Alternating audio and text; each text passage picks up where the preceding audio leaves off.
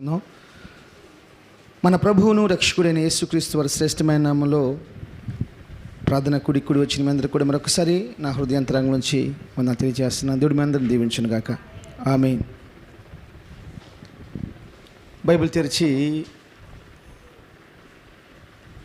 రోమాపత్రిక 8వ అధ్యాయము అపోస్తలుడైన పౌలు రోమిలకు రాసిన పత్రిక 8వ అధ్యాయము 28వ వాక్యాన్ని చదవండి. దేవుని ప్రేమించు వారికి అనగా ఆయన సంకల్పం చొప్పున పిలువబడిన వారికి మేలు కలుగుటకై సమస్తమును మరొకసారి చదువునానా?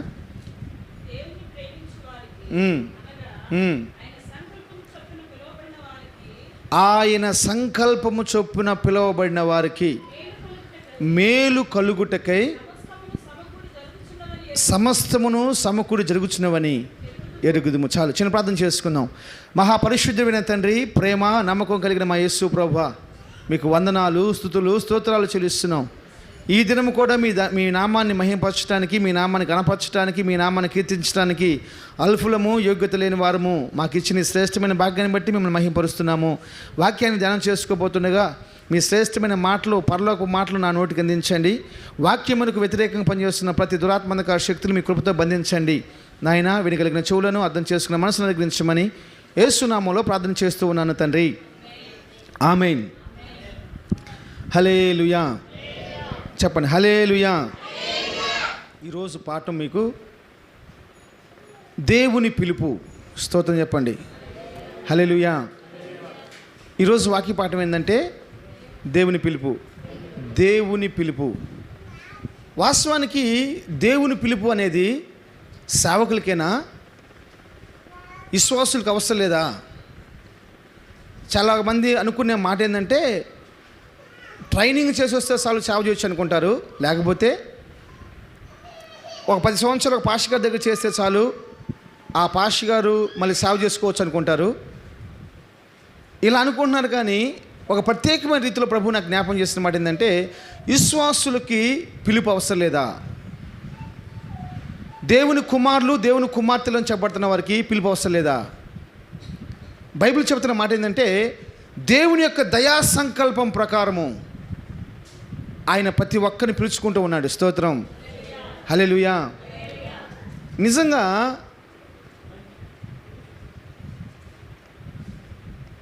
అనేక మంది అనేక రకాలైన మతాల్లో మగ్గిపోతూ ఉన్నారంట. అనేక మంది అనేకమైన రకాల మతాల్లో మగ్గిపోతూ ఉన్నారు. అది క్రైస్తత్వం కావచ్చు, ముస్లిం కావచ్చు, సిక్కులు కావచ్చు, హిందూస్ కావచ్చు, చైనీస్ కావచ్చు, ఎవరైనా కావచ్చు, అనేకమైన మతాల్లో వాళ్ళు మగ్గిపోతూ ఉన్నారు. ఎందుకంటే వాళ్ళకి పిలుపు గురించిన విలువ తెలియదు. వాళ్ళకి పిలుపు గురించిన విలువ తెలియదు. దేవుని బిడ్డలారా, ఇది ఒక మనిషిని గురించిన పిలుపు కాదు, కానీ సర్వోన్నతుడైన దేవుడు మట్టితో చేపడ్డ మనిషిని పిలవటం యొక్క గొప్పతనం. స్తోత్రం. ఉన్నతమైన దేవుడు మనిషి గురించి ఆలోచిస్తూ పిలుస్తాడు. ఒక వ్యక్తి కనుక ఒక వ్యక్తిని పిలుస్తున్నాడంటే అతనితో ఏదో ముచ్చరించబోతున్నాడని అర్థం. స్తోత్రం. దేవుడు కనుక మనల్ని పిలిస్తే మన పట్ల ఆయన సంకల్పం నెరవేర్చుకుంటాడు. నేను అంటాను, ఇంతమంది ఇక్కడ సమకూర్చబడ్డామంటే దేవుని పిలుపు లేకుండా మనం సమకూర్చబడలేదు. స్తోత్రం. ఇక్కడ ఏర్పరచబడిన తర్వాత మన జీవితంలో దేవుడు ఏం చేయాలని ఆశపడుతున్నాడంటే ఏదో ఒకటి కాదు, సమస్తము మేలుకరంగా జరిగించాలని ఆశపడుతున్నాడు. ఆమేన్. ఏదో ఒకటి కాదు, సమస్తము మేలుకరంగా జరిగించాలి.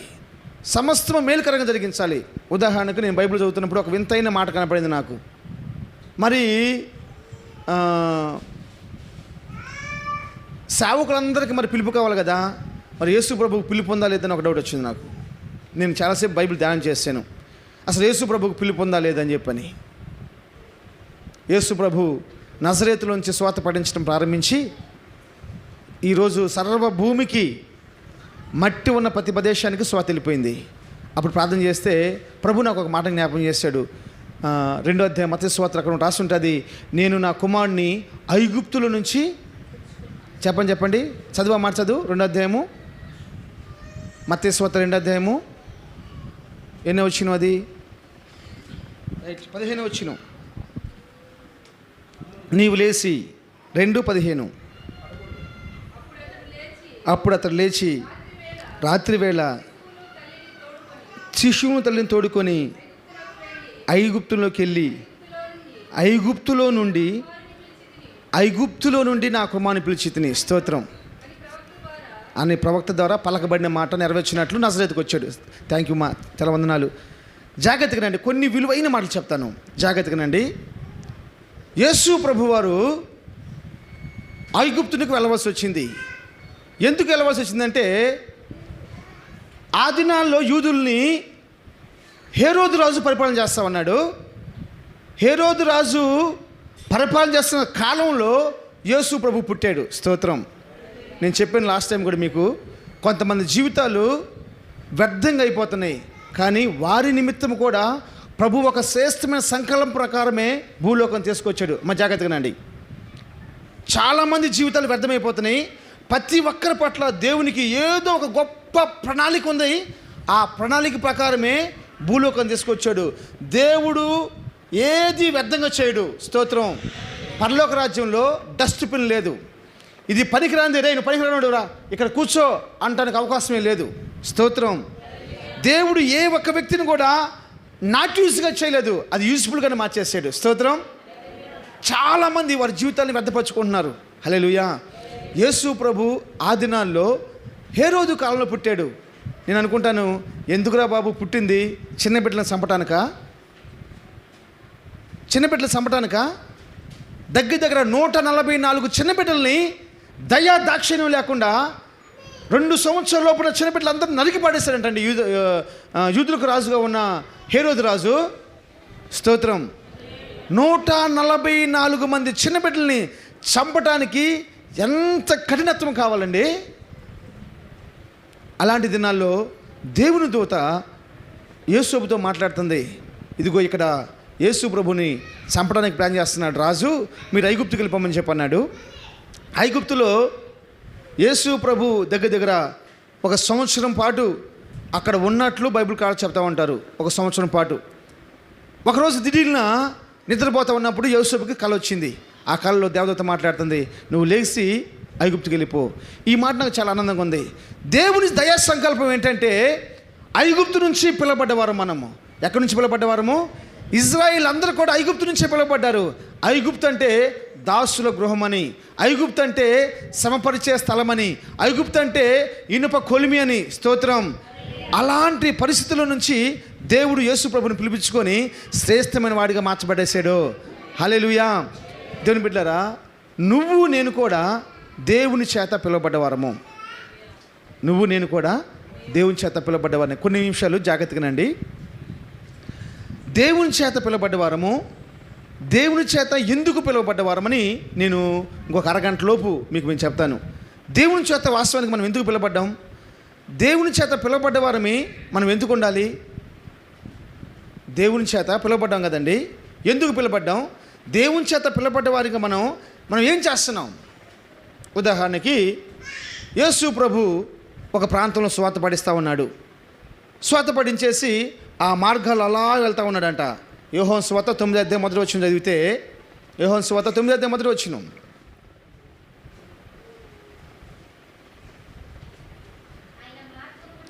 ఆయన మార్గమును పోచుండగా పుట్టి గుడ్డివాడైన ఒక మనుషుడు, ఆయన శిష్యులు, బోధకుడా ఈడు గుడ్డివాడై పుట్టుటకు ఎవడు పాపం చేశాడు? వీడి కన్నవారా అని ఆయన అడుగా. ఒక్క నిమిషం నాన్న, నాకు వీళ్ళందరూ తలెత్తి చూడండి. యేసు ప్రభు ఆ మార్గాన్ని పోతున్నప్పుడు నాన్న ఒక వ్యక్తి కనపడ్డాడు. అతను పేరేందో బైబిల్లో రాసలేదు, కానీ అతను పుట్టింది మొదలుకొని అప్పటి వరకు కూడా యేసు ప్రభు చూసినప్పటి వరకు కూడా అతను అలాంటి వాడు, గుడ్డివాడు. యేసు ప్రభుతో కూడా 12 మంది శిష్యులు కలిసి వెళ్తూ ఉన్నారండి. 12 మంది శిష్యులు వెళ్తున్నప్పుడు శిష్యులు ఆ గుడ్డివాడిని చూసి ఒక మాట అడుగుతున్నారు. ఏం మాట అడుగుతున్నారు? ప్రభా, ఈడు గుడ్డివాడిగా పుడతానికి ఈడ పాపం చేశాడా, లేకపోతే వీళ్ళ తల్లిదండ్రులు పాపం చేశారా? స్తోత్రం, హల్లెలూయా. నేను అనే మాట ఏంటంటే, శిష్యులు అంటే ఎవరండి? శిష్యులు అంటే ఎవరు? పిలువబడ్డవారు. శిష్యులు అంటే ఎవరు? పిలువబడ్డవారు. శిష్యులు అంటే ఎవరు? పిలువబడ్డవారు. ఈ దేవుని చేత పిలువబడ్డవారు, యేసు ప్రభుతో నడుస్తున్నవారు ఆ ఒక వ్యక్తిని చూసి వీళ్ళకి ఏం కలగలో తెలుసా?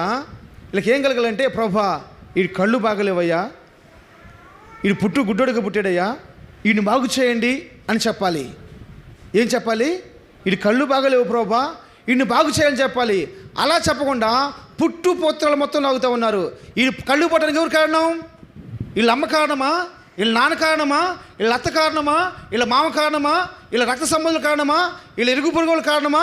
లేకపోతే వాడే కారణమా? పిల్లబడ్డవారిగా మన యొక్క డ్యూటీ ఏంటి? పిల్లబడ్డవారిగా మనం చేసిన పని ఏంది? స్తోత్రం. యేసు ప్రభువుతో పిలువబడ్డ వాళ్ళు 12 మంది. 12 మందిలో 11 మంది గలిలయలో, ఒకళ్ళు మాత్రమే యోధావాడు. ఆ యోధావాడు ఎవరు? యూదా ఇస్కరియోతు. అందుకే యేసు ప్రభు నమ్ముకున్నాడు. మనం కూడా పిలువబడ్డ అదే చూడండి, మనం కూడా పిలువబడ్డ వారి లిస్టులో ఉంటాం. దేనికి పరిమితం అంటే, ఒక కులానికో, ఒక మతానికో, ఒక వర్గానికో మనం పరిమితం అయిపోతూ ఉంటాం. యేసు రక్తం ఏం చేయం. అలా కులానికో, మతానికో, వర్గానికో గలిలీలు 11 మంది ప్రభువు కోసం చచ్చిపోతే, స్తోత్రం చెప్పండి. నాకెళ్ళి చూడండి, యేసు ప్రభువుకు 12 మంది శిష్యులు ఉన్నారు. 12 మందిలో ఒక ఆయన యూదాకు సంబంధించిన ఆయన, 11 మంది ఏమో గలిలీ ప్రాంతానికి సంబంధించిన వాళ్ళు. గలిలీ ప్రాంతానికి సంబంధించిన వాళ్ళు 11 మంది పిలువబడితే వారు ప్రభు కోసం చచ్చిపోయారు. యూదా ప్రాంతం నుంచి ఒక వ్యక్తి పిలువబడితే ఆ ఒక్క వ్యక్తి ఎవరి కోసం చచ్చిపోయారు? తన మాట కోసం ఓర్చుకోలేక చచ్చిపోయాడు. నా మాట నెగ్గలేదని చచ్చిపోయాడు. స్తోత్రం. దేవుని బిడ్డలారా, మనము పిలుపు కలిగిన వాళ్ళము, మనం మారు మనసు పొందిన వాళ్ళము, మనం రక్షించబడ్డ వాళ్ళము. మనం ఏం చేయాలండి? నీ కళ్ళు ఏం చూస్తున్నాయి? ఎలా చూస్తున్నాయి? నీ కళ్ళు ఏం చూస్తున్నాయి నాన్న? నీ కళ్ళు ఏం చూస్తున్నాయి? నువ్వు ఎలా చూస్తున్నావు? యేసు ప్రభు పిలుచుకుంది ఎందుకంటే మనం ఆయనలాగా చూసేవారుగా మార్చబడాలి. ఈ శిష్యులు అడుగుతున్నారు, వీడు గుడ్డివాడిగా పుడతానికి ఎవరు కారణం అని అడుగుతున్నారు. వాస్తవానికి యేసు ప్రభు ఏం చెప్తున్నాడు? వీడు దేవుని మహిమార్థమై పుట్టాడు. స్తోత్రం. వీళ్ళు పాపాల గురించి ఎదుగుతున్నారు, దేవుని మహిమ కోసం ఎదుగుతున్నాడు. పిలువబడ్డ వారము దేవుని మహిమ ఎతకాలండి. నాకు తెలిసిన ఒక సేవకుడు ఉన్నాడు, జాగ్రత్తగానండి. నాకు తెలిసిన ఒక సేవకుడు ఉన్నాడు. ఆ సేవకుడు ఒక పుస్తకం రాశాడంట. ఏం రాశాడు? పుస్తకం రాశాడు. ఆ పుస్తకం రాసేసి ఆ పుస్తకం పైన ఆ సేవకుడు పక్కన ఒక వ్యక్తి ఉంటే ఆ వ్యక్తి చెప్పాడంట, అయ్యా అన్న మీరు కూడా ఒక ఫోటో వేసుకున్నా బాగుంటుందని చెప్పాడంట. ఏంటిది? ఒక ఫోటో వేసుకోమన్నాడంట. సరే ఏం ఫోటో వేసుకోవాలని ఆలోచిస్తే ఆ పాస్టర్ గారికి ఒక ఆలోచన వచ్చిందంట. నన్ను ఈ లోకం నుంచి దేవుడు వేరుపరుచుకున్నాడు కాబట్టి నా చిన్నప్పుడు ఫోటో వేసుకుంటే ఎలా ఉంటుందని చెప్పేసి అని మరి ఆలోచించినప్పుడు వాళ్ళ ఇంట్లో పోయి దేవుడు అడిగితే చిన్నప్పుడు ఫోటో ఒకటి దొరికిందంట. ఎప్పుడు ఫోటో? బుడ్డ పిల్లడు అప్పుడుది ఫోటో దొరికిందంట. ఆ ఫోటో దొరకగానే ఆ ఫోటో దానిపైన ముద్రించేసేసి ఇక చూసుకున్నారు, వచ్చేసింది మొత్తం మీద. దేవునికి స్తోత్రం. రాగానే ఆయన చేత్తో అంట ఒక ముగ్గురికి పంపించాడంట. ఒక ముగ్గురికి, ఆయన చేత్తో ముగ్గురికి. ఆ ముగ్గురు కూడా వేరే దేశంలో ఉన్నవాళ్ళు, ఇండియాలో ఉన్నవాళ్ళు కాదు, వాళ్ళు వేరే దేశంలో ఉన్న వాళ్ళకి పంపించారు. ఏంటి పంపించారమ్మా? ఏం పంపించారు చెప్పండి? ఏం పంపించారు? పుస్తకం పంపించలేకే ముగ్గురు చూసేసేసి ఫోన్ చేశారంట. ముగ్గురు ఫోన్ చేశారంట. ఫస్ట్ ఆయన ఒక ఫోన్ చేశాడంట. ఫోన్ చేసి, బాబు అన్న వందనాలన్నా, అమ్మ వందనాలమ్మా, అన్న మీ పుస్తకం పంపించారన్న, చాలా బాగుందన్న, కానీ మీ ఫోటో చాలా బాగుందన్న, అసలు మీ ఫోటో చాలా బాగుంది, అచ్చం మీరు మీ అమ్మ పోలికతోనే పుట్టారన్న. స్తోత్రం. అచ్చం మీరు అమ్మ పోలికతోనే పుట్టారన్న. స్తోత్రం అని చెప్పనగానే చాలా థ్యాంక్స్ అమ్మ, దేవునికి స్తోత్రం అని చెప్పి అనుకున్నాడంట. తర్వాత మళ్ళీ 2 రోజుల తర్వాత ఇంకొక బ్రదర్ ఫోన్ చేశారంట. అన్న వందనాలన్నా అని చెప్పానంట. వందనాలన్నా, మీరు పుస్తకం పంపించారు, నాకు చేరిందన్నా, నేను దాన్ని చదువుతున్నాను, చాలా బాగుంది, మీ ఫోటో చూసాయన్నా, నిజంగానా ఆ రోజు మీరు నాయకుడిగా ఉన్నారు, ఈరోజు మీరు నాయకుడిగా ఉన్నారు, ఆ రోజు కూడా మీరు నాయకుడిలాగా కుర్చీలో కూర్చోన్నారన్న, ఆ రోజు కూడా మీరు నాయకుడిలాగా కుర్చీలో కూర్చోన్నారన్న, ఆ దీటి మీరు పోగలేదన్న, అసలు ఆ రాజరికం పోలేదన్నా అని చెప్పానంట. థ్యాంక్ యూ, దాన్ని బట్టి కూడా దేవునికి మహిమ కలుగును కాక అని చెప్పేసి అన్నాడంట. తర్వాత వాళ్ళ కూతురు కూడా వేరే దేశంలో ఉంటే వాళ్ళ కూతురు కూడా ఒక పుస్తకం పంపించాడంట. వాళ్ళ కూతురు కూడా ఫోన్ చేసింది. హల్లెలూయా. వాళ్ళ కూతురు కూడా ఫోన్ చేసేసి వాళ్ళ కూతురు చెప్తుందంట, డాడీ మీరు పంపించిన పుస్తకం నాకు అందింది, చాలా బాగుంది డాడీ, కానీ ఒక మాట చెప్పాలనుకుంటున్నాను డాడీ అందంట. ఏంది నాన్న అందంట, shame daddy, puppy shame daddy అంటుందంట. ఏంటి షేమ్ డాడీ, పప్పీ షేమ్ అంటుందంట. ఎందుకు? డైరీ వేసుకుని కూర్చోలేదంట వాళ్ళ నాన్న చిన్నప్పుడు. చూడండి, ఒకే బుక్ ముగ్గురు పంపించారు, ముగ్గురు వాళ్ళు చూసిన విధానాలు వేరే. ఒకే పుస్తకాన్ని ముగ్గురు పంపిస్తే ఒకళ్ళు అంటున్నారు నువ్వు మీ అమ్మలాగా పుట్టేవాడు అంటున్నాడు, ఒకళ్ళు అంటున్నారు నువ్వు రాజరికం చూపిస్తున్నావు అంటున్నారు, నువ్వు నాయకత్వం చూపిస్తున్నావు అని చెప్పి అంటున్నారు, ఒకళ్ళు అంటున్నారు పప్పీ షేమ్. అంటే పిలువబడ్డ వారము మనం ఎలాంటి చూపు కలిగి ఉండాలి, మనం ఎలాంటి విధిలో చూస్తున్నామండి. దేవుడు అసలు నేను ఎందుకు పిలుచుకున్నాడు, దేవుడిని ఎందుకు పిలుచుకున్నాడంటే నేను ఒక 2 మాటలు చెప్పి నేను ముగిచ్చేస్తాను. ఫస్ట్, దేవుని మహిమ కోసం ప్రభు నిన్ను పిలుచుకున్నాడు. ఆమేన్. దేవుని మహిమ కోసం ప్రభు నిన్ను పిలుచుకున్నాడు. ఆమేన్. హల్లెలూయా. నీ మహిమ కొరకే చేదను ఆరాధనకు యోగ్యుడవు నీవని ఆనందించేదను వేల్పులలో మహదేవుడవు నీవని అతిశయించేదను.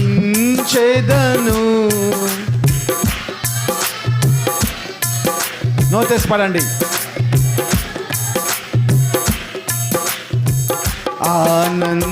ఆనందించేదను వేల్పులలో మహదేవుడవు నీవని బహుధీరుడవు బహుబలవంతుడా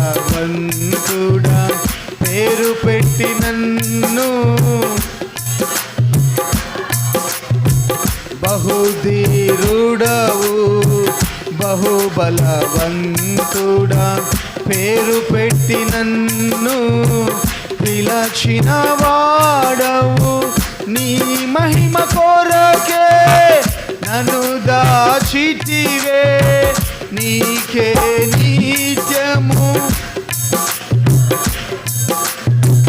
నీ మహిమ కొరకే నన్ను దాచితివే నీకే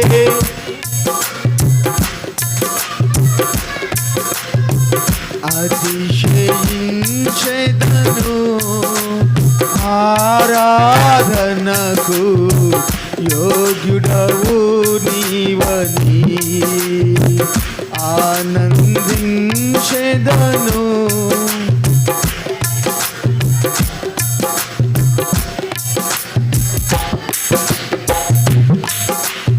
ఆరాధనా ఆరాధనా ఆరాధనా ఆరాధనా ఆరాధనా అతిశయించెదను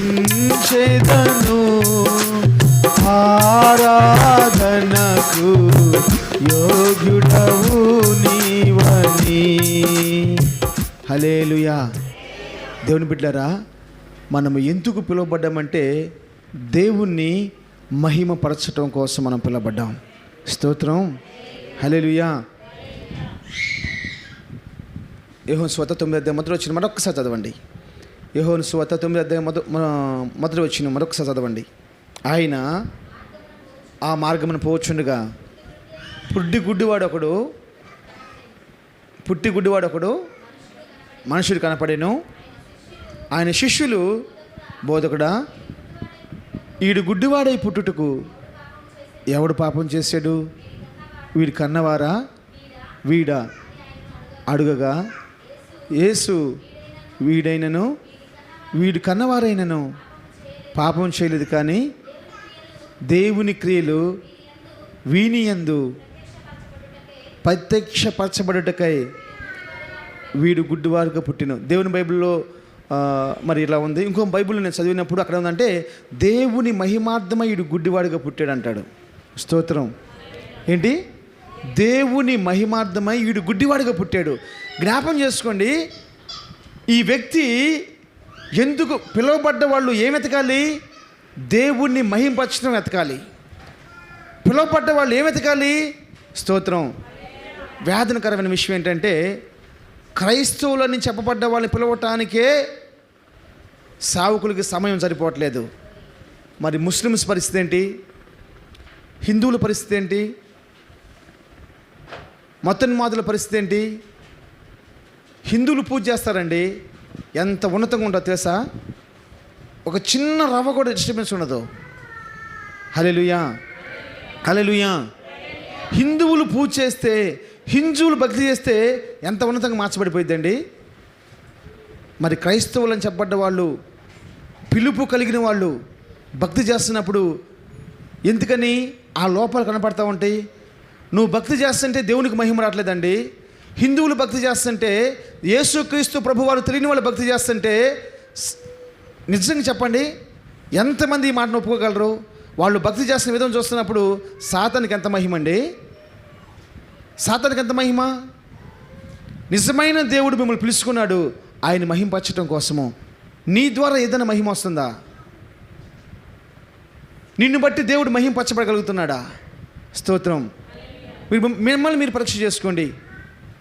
నా జీవితంలో ఈ దినాన దేవునికి మహిమార్థమై ఏం చేశాను? హల్లెలూయా. మీరు చదవద్దు, బైబిల్లో మత్తయి సువార్త 22వ అధ్యాయము 3వ వచనం రాస్తుంటుంది, చదవద్దులే. యేసు ప్రభు అక్కడ ఒక ఉపమానం చెప్తా ఉంటాడు. ఉపమానం చెప్తూ, ఇదిగో పరలోక రాజ్యము పెళ్లి కుమారుని పోలి ఉంది. ఆ పెళ్లి విందుకి అనేక మంది పిలువబడ్డారు. స్తోత్రం. ఆ పెళ్లి విందుకి అనేక మంది పిలువబడ్డారు. కానీ అక్కడ రాస్తున్న వేదనకరమైన విషయం ఏంటంటే ఆ పెళ్లి విందుకి అనేక మంది రాలేదంట. 22:3 వచ్చిన చదువుమా. 22:3 మత్తయి సువార్త 22:3. ఆ పెళ్లి విందుకు పిలువబడిన వారిని తన దాసులను పంపినప్పుడు, అబ్బా ఎంత వేదనండి. నాకు చూడండి, ఈ పెళ్లి విందు ఏర్పాటు చేసుకొని ఈ రాజు అంట ఆ విందుకు రమ్మని అనేక మందిని పంపించారంట. అనేక మందిని పంపిస్తే వారి యొక్క హృదయ కాఠిన్యం చేత ఆ పెళ్లి విందుకు రాలేదు. నేను ఆలోచించాను, ఎందుకని ప్రభా ఇలా జరిగిందంటే, ఎందుకు వాళ్ళని పిలిచావు? ఎందుకు పిలిచారంటే ఆ పెళ్లి విందుకు వచ్చి ఆ రాజుగారు చేసిన వంటల్ని, ఆ రాజుగారు చేసిన భోజనాన్ని, ఆ రాజుగారు చేసిన హంగామాని అనేక మంది ప్రజలు చూసి ఆ రాజుగారిని మహింపరచాలి, ఆ రాజుగారిని గణపరచాలి. ఇప్పుడు వీళ్ళకి ఏం తక్కువైంది తెలుసా? రాజు విందులకి వాళ్ళ హృదయం కఠినమైపోతుంది, పనికి మాల విందులకి వాళ్ళు మొగ్గు చూపిస్తా ఉన్నారు. అనేక మంది రానోళ్ళకపోయారు. ఇప్పుడు రాజుగారు చేసిన వింది రుచి చూసేవాళ్ళు ఎవరు లేరు. రాజుగారు చేసిన విందుని కలర్ చూసేవారు ఎవరు లేరు. అది తిన్న తర్వాత రాజుగారు భలే ఉంది రాజుగారు మీ విందు, ఆ మటన్ కర్రీ ఉంది చూసారా, ఆ చికెన్ 65 చేశారా, ఆ పలావును చూసారా, చాలా బాగుందండి అని చెప్పేవాళ్ళు కరువైపోయిందండి. అక్కడ 1వ వచనం రాస్తాడు, పరలోక రాజ్యము పిలువబడింది ఎందుకు తెలుసా? పరలోక రాజ్యము తన కుమారునికి పెళ్లి విందు చేసిన రాజును పోలి ఉంది. పరలోక రాజ్యం గురించి సంబోధిస్తున్నాడండి. దానికి ఎందుకు రాలేకపోతున్నారు? ఎందుకు దేవుని మహిమ పరచలేకపోతున్నారు?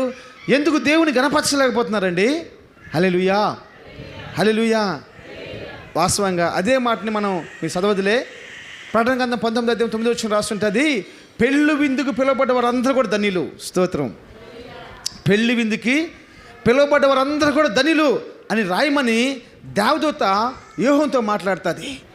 ఎందుకు ధన్యులో తెలుసా? ఆ పెళ్లి విందుకు వచ్చినాక ఆ పెళ్లి విందులో ఉన్న రకరకాలైన వంటలు చూసేసి ఆ రాజుగారిని మహిమపరచాలి, ఆ రాజుగారిని కనపరచాలి. ఇప్పుడు ఆ కృప లేదు, కోల్పోయింది. స్తోత్రం. ఒక మాట చెప్తాను, జ్ఞాపకం చేసుకోండి. యేసు ప్రభు అబ్రహాం గారిని పిలుచుకున్నప్పుడు ఆ పిలుపుకు లోబడ్డాడని హెబ్రీ పత్రిక 11వ అధ్యాయము 8వ వచనంలో మనం ఈరోజు ఉదయం కూడా మనం ధ్యానం చేసాం. 8వ వచనం రాస్తుంటాడు, అబ్రహాము ఆ పిలుపుకు లోబడ్డాడు. ఒక వ్యక్తి పిలిచినప్పుడు ఏదో ఒక మాట చెప్తాడండి, కానీ దేవుడు పిలుచుకుంటే ఏదో ఇంకా శ్రేష్టమైన ఇవ్వటం కోసమే పిలుచుకున్నాడు. స్తోత్రం. ఆ దినాల్లో అనేక మంది ప్రజలు ఉన్నారు, కానీ అబ్రహామును చూసి పిలుచుకున్నాడు. ఎందుకు తెలుసా? తన నిత్య రాజ్యానికి వారసునిగా మార్చుకోవటం కోసం. దేవుడికి తెలుసండి ఎవరిని పిలుచుకుంటే నన్ను మహింపరుస్తారు అని. హల్లెలూయా. ఎంకాయమంటి దేవునికి తెలుసు నిన్ను పిలుచుకుంటే నువ్వు దేవుని మహింపరుస్తావని. అందుకు నేను తీసుకొచ్చి కుర్చీలో కూర్చోబెట్టుకున్నాడు. అందుకు నేను తీసుకొచ్చి మందిలో కూర్చోబెట్టుకున్నాడు. అందుకు నేను తీసుకొచ్చి దేవుని సన్నిధిలో కూర్చోబెట్టుకున్నాడు. ఆయనకి తెలుసు. స్తోత్రం. ఇక్కడ కూర్చున్న మనమందరం ఇంట్లో చిన్న బిడ్డలతో సహా కూడా చాలా సంతోషం. ఏ విషయంలో అయితే పిలువబడ్డామో ఆ విషయంలో దేవుణ్ణి మహింపరిచేవారిగా మార్చబడిపోవాలి. ఆ విషయంలో దేవుని మహింపరిచేవారిగా మార్చబడిపోవాలి. హల్లెలూయా. జ్ఞాపం చేసుకోండి, యేసు ప్రభు శ్రేష్టమైన మాట చెప్తున్నాడు. నన్ను మహింపరిచేవారిని నేను పిలుచుకున్నాను.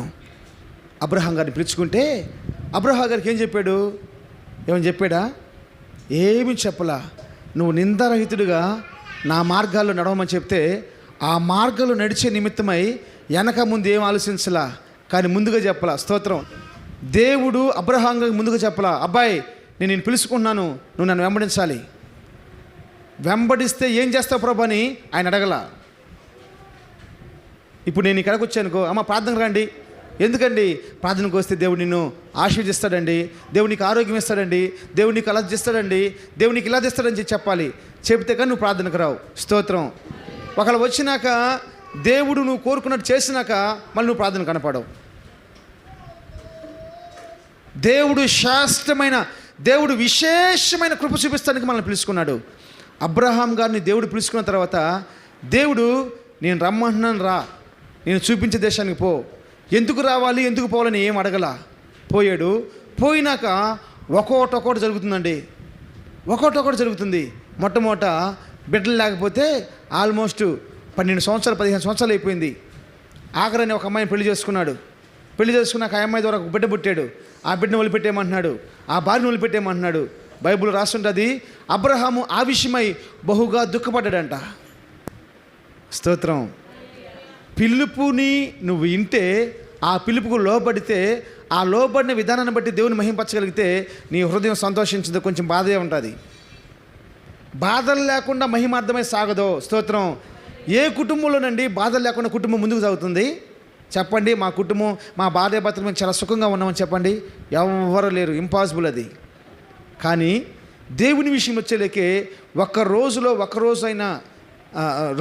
ఒక గంట అయినా, ఒక నిమిషమైనా దేవుడు మనల్ని బట్టి మహింపరచబట్టలేదని చెప్పి నేను నిత్యంగా చెప్పగలను. ఈరోజు నేను ఉదయం కూడా చెప్పాను, మనము బైబిల్లో ఉన్న వాళ్ళందరికంటే కూడా మనము శ్రేష్టమైన వాళ్ళం. రేపొద్దున నువ్వు నేను చనిపోయిన తర్వాత మనం పరలోక రాజ్యానికి పోతున్నప్పుడు ఆ పరలోక రాజ్యంలో ఏం జరిగిందో తెలుసా? యేసు ప్రభు మన కాడికి వచ్చి మాట్లాడుతున్నప్పుడు అక్కడున్న దావీదు లాంటి వాళ్ళు, అబ్రహాం లాంటి వాళ్ళు, ఇస్సాకు లాంటి వాళ్ళు, యాకోబు లాంటి వాళ్ళు, వాళ్ళందరికీ ఆశ్చర్యం కలిగిద్ది. స్తోత్రం. వాళ్ళందరికీ ఎందుకు ఆశ్చర్యం కలిగిద్ది అంటే, అవునయ్యా యేసు ప్రభు మాతో మాట్లాడితే మేము భక్తి చేసాం. యేసు ప్రభు మాతో మాట్లాడితే భక్తి చేసాం. కానీ బివులతో ఎవరు మాట్లాడారండి? బివులు ఎప్పుడైనా యేసు ప్రభు మాట్లాడండి నీతోటి?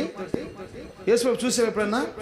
చూడకపోయినా కానీ యేసు ప్రభుని విశ్వసించి బాప్తిసం తీసుకొని ప్రభు బలలో చేయివేస్తూ విశ్వాసములో కష్టమైన, నష్టమైన, ఇరుకైన, ఇబ్బంది అయినా, రోగమైన, వేదనైనా యేసు ప్రభుని వెంబడిస్తుందంటే ఎంత గొప్ప శ్రేష్టమైన భాగ్యం అండి. దావీదు గారికి ఎక్కడ ఉందండి ఇది? దావీదు గారు దేవునితో మాట్లాడుతూ ఉన్నాడు, దేవుడు దావీదు గారితో మాట్లాడుతున్నాడండి. అందుకని ఆయన మాట్లాడుతున్నాడు, ఆయన ప్రత్యక్ష చూస్తూ ఉన్నాడు, మాట్లాడుతున్నాడు. కాబట్టి వాళ్ళు విశ్వాసం జీవితం చేయగలిగారు. మనం లేకపోయినా సరే సావుకు ద్వారా పలుకుతున్న ఏదో ఒక మాట ద్వారా దేవుడు నా జీవితంలో గొప్ప కార్యం చేస్తాడు, దేవుడు నా జీవితంలో ఉన్నతమైన కార్యం చేస్తాడని చెప్పేసి అని సావుకుని ద్వారా చెబుతున్న మాటను బట్టి మీరు దేవునికి మహిమ తీసుకొస్తున్నారండి. హల్లెలూయా. అమ్మ, రేపొద్దున స్వార్థ కూడికలోని మనిషికి ఒక 10,000 రూపాయలు ఇవ్వండి, దేవుడు మిమ్మల్ని ఆశీర్వదిస్తారంటే రోజుకు 200 రూపాయలు నువ్వు పనిచేసి సంపాదించి, రోజుకు 200 అంటే నెలకు 6,000 అండి. 2 నెలలు కష్టపడి తీసుకొచ్చినాక నా చేతిలో పెడితే నేను దాని మీటింగ్ పెడుతున్నప్పుడు దానికి విశ్వాసం ఎక్కడి నుంచి వచ్చిందో తెలుసా? సేవకుడి నోట్లో నుంచి వచ్చిన ఒక మాట దేవుని పైన నీకు విశ్వాసం చూపిస్తూ ఉంది. ఆమేన్. ఇంకో విషయం చెప్పమంటారా? దేవుడు మనల్ని పిలుచుకున్నాడు అంటే ఎంత గొప్ప భాగ్యం అండి. దానికి ఒక ఊరకు వచ్చావో, ప్రార్థనకు పోకపోతే మా డాడీ ఏమని అనుకుంటాడు అని చెప్పేసి వచ్చావో, దేనికి వచ్చావో నాకు తెలియదు, కానీ నువ్వు వచ్చిన విధాన్ని బట్టి నువ్వు దేవుని మహింపరచాలి అంతే యేసునామములో. ఆమేన్. నువ్వు వచ్చిన విధానాన్ని బట్టి దేవుని మహింపరచాలి. యేసు ప్రభు అబ్రహాం గారిని పిలుచుకున్న తర్వాత ఏమీ లేదు, బాగానే పోతా ఉంది. పోయే కొంది ఎన్ని శ్రమలు వస్తూ ఉన్నాయో అంత ఉన్నతంగా మార్చబడిపోతున్నాడు. స్తోత్రం చెప్పండి, చేతులతో చెప్పండి. ఫస్ట్ ఏమో ఇష్మాయిల్ పంపించేయమన్నాడు, హాగర్ని పంపించేయమన్నాడు, అయిపోయింది. మళ్ళీ కొంత వెయిటింగ్, 20 సంవత్సరాలు ఒక 30 సంవత్సరాలు బాగుంది. కొడుకు పుట్టి పెద్దోడు అయిపోయాడు. ఇప్పుడు అన్నాడు వచ్చేసి, ఇప్పుడు దాకా మళ్ళీ మాట్లాడలా, ఇప్పుడు దాకా కొన్ని సంవత్సరాలు మాట్లాడలా, బాగా పోతా ఉంది. వచ్చేసేసి ఇస్సాకుతో అబ్రహాంతో, బాబు ఇస్సాకు నాకు బలిచ్చేయమని చెప్పి అన్నాడు. స్తోత్రం. ఇస్సాకుని ఇప్పుడు పిలుపుకి నువ్వు లోబడితే నువ్వు కష్టపడాలి, పిలుపుకు లోబడితే కష్టపడాలి. ఆ కష్టం ద్వారా దేవుడు మహింపరచబడతా ఉంటాడు. స్తోత్రం. ఆ కష్టం ద్వారా దేవుడు మహింపరచబడతా ఉంటాడండి. ఒకసారి మీరు బైబిల్ తెసి రోమపత్రిక 11వ అధ్యాయము 29వ వాక్యం అనుకుంటాను, అక్కడ ఒక మాట రాస్తుంటా చూడండి. బైబిల్ తెసి రోమపత్రిక 11వ అధ్యాయము 29వ వాక్యమేనా? ఏలయనగా రైట్, అదే చదువు. ఏలయనగా దేవుడు తన కృపావరముల విషయములోను పిలుపు విషయములోను పశ్చాత్తాపడు. నాకెళ్ళి చెప్పండి అందరూ. దేవుడు తన పిలుపు విషయములోను, కృపావరముల విషయములోను పిలుపు విషయములోను పశ్చాత్తాపడడు. స్తోత్రం. మనం రావటమే కష్టమండి. మనం దేవుని పిలిపిండి ఒక శ్వాసానికి, అబ్బాయి నిన్ను పరలోక రాజ్యం ఇస్తాను రాయని పిలవగానే నువ్వు వచ్చి మారు మనసు పొంది రక్షించబడి నువ్వు ఉన్నావు. తర్వాత 2 రోజుల తర్వాత 3 రోజుల తర్వాత మళ్ళీ ఏదో ఒక పాపంలో పడిపోయావు. చూసే పాపంలోనో, చేసే పాపంలోనో, నడిచే పాపంలోనో నువ్వు పడిపోయావు. పడిపోయిన తర్వాత అరే తప్పు చేశానే, అనవసరంగా అమోజమానికి బాప్తిసం ఇప్పించాను నేను అని దేవుడు పశ్చాత్తాపడ్డండి. పిలుపు విషయంలో పశ్చాత్తాపడ్డావు. నా దేవుని విశ్వాసం ఏం చేస్తా, నేను పిలుచుకున్నాను, నా మాట నా కుమార్తె నెరవేర్చింది. నేను పిలుచుకున్నాను, నా కుమారుడు నన్ను మహింపరుస్తూ ఉంటాడు. పిలుపు విషయమై ఆయన పశ్చాత్తాపడ్డావు. ఆయనకు కావాల్సింది ఒకటే, నిన్ను తనతో కలిసి ఉంచుకోవాలని ఆశపడుతున్నాడు. కాబట్టి ఆ పిలుపుకు నువ్వు లోబడి ఆయన మహింపరచగలిగితే చాలు. మన జీవితాలు, మన బిడ్డల జీవితాలు దేవుని మహింపరచగలిగితే చాలండి, ఇంకేం అవసరం లేదు. స్తోత్రం. వారానికి ఒక పూట ఉపవాసం ఉండి, వారానికి ఒక పూట ఉపవాసం ఉండి కన్నీటి కాచుకొని, అవును ప్రభువా స్తోత్రం.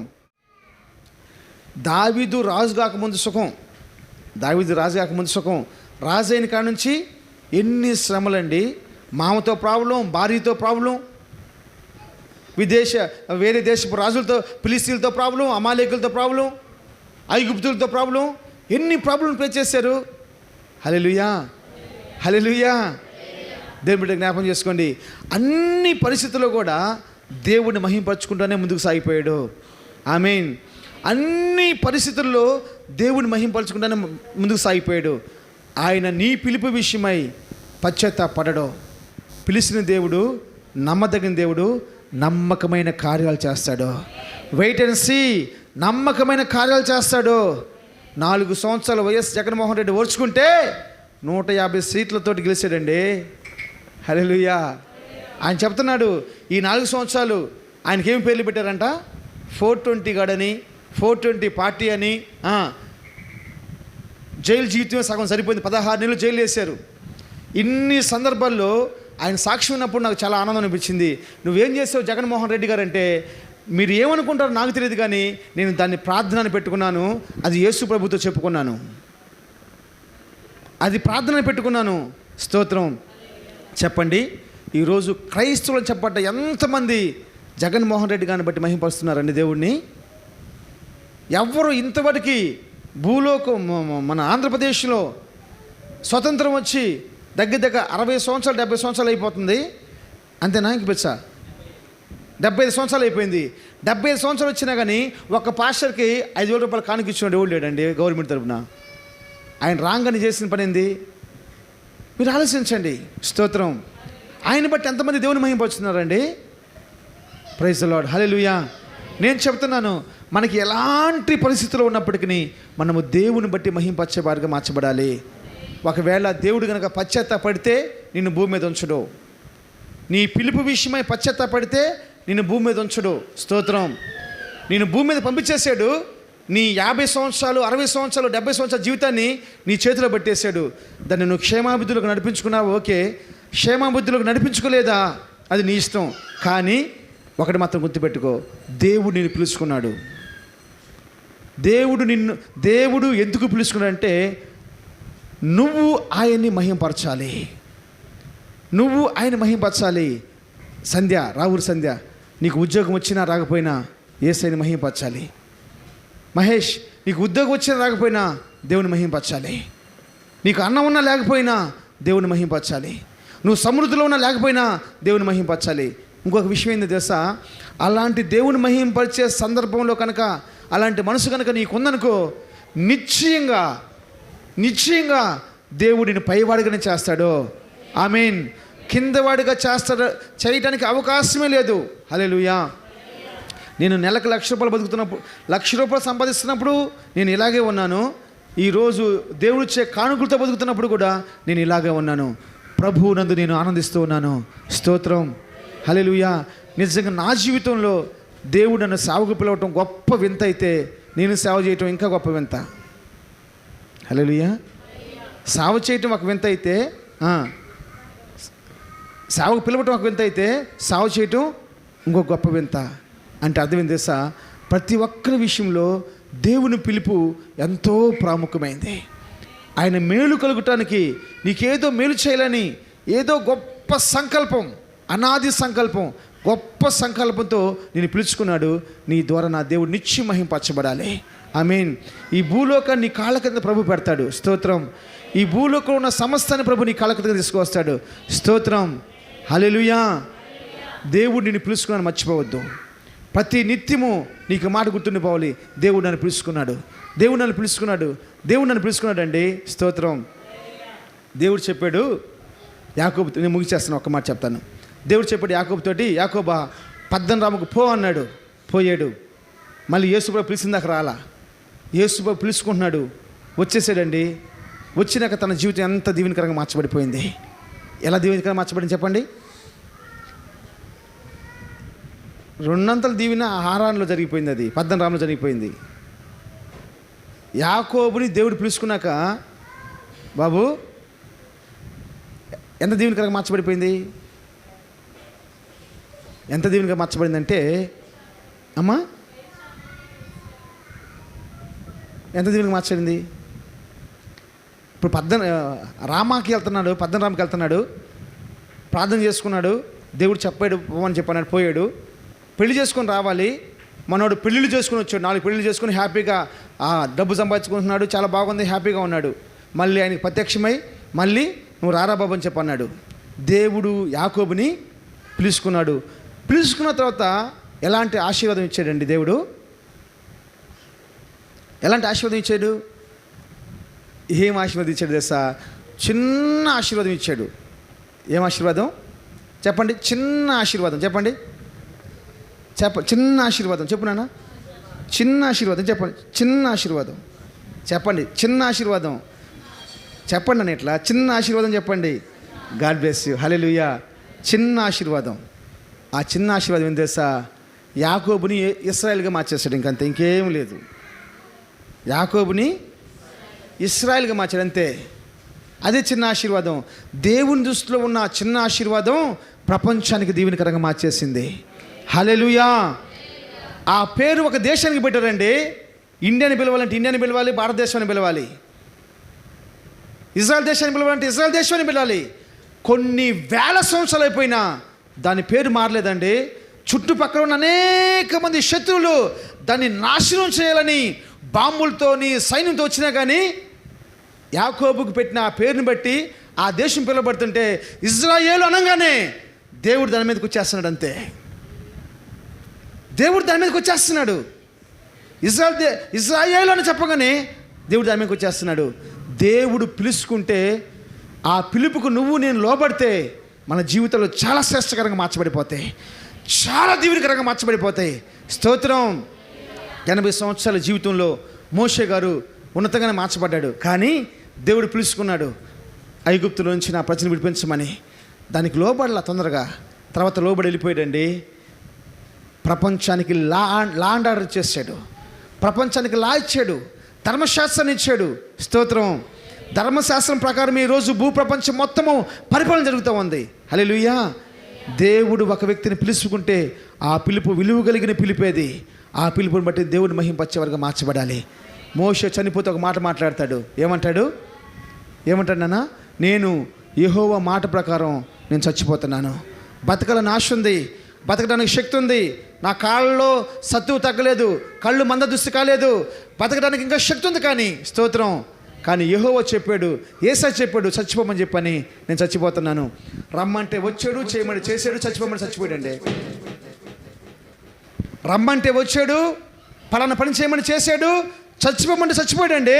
పిలుపుకు లోబడతాం అదే. స్తోత్రం. జగీత అర్థమైందనా? పిలుపుకు లోబడతాం అంటే మోషే గారిని దేవుడు పిలుచుకుంటే వచ్చాడు, చేయమంది చేశాడు, చచ్చిపోమన్నాడు, చచ్చిపోయాడు. దేవుడు మనకు అలాంటి ఒక శ్రేష్టమైన కృపను దయచేయను గాక. దేవుడు మనందరిని పిలుచుకున్నాడు, నన్ను మహింపరచమని చెప్తున్నాడు.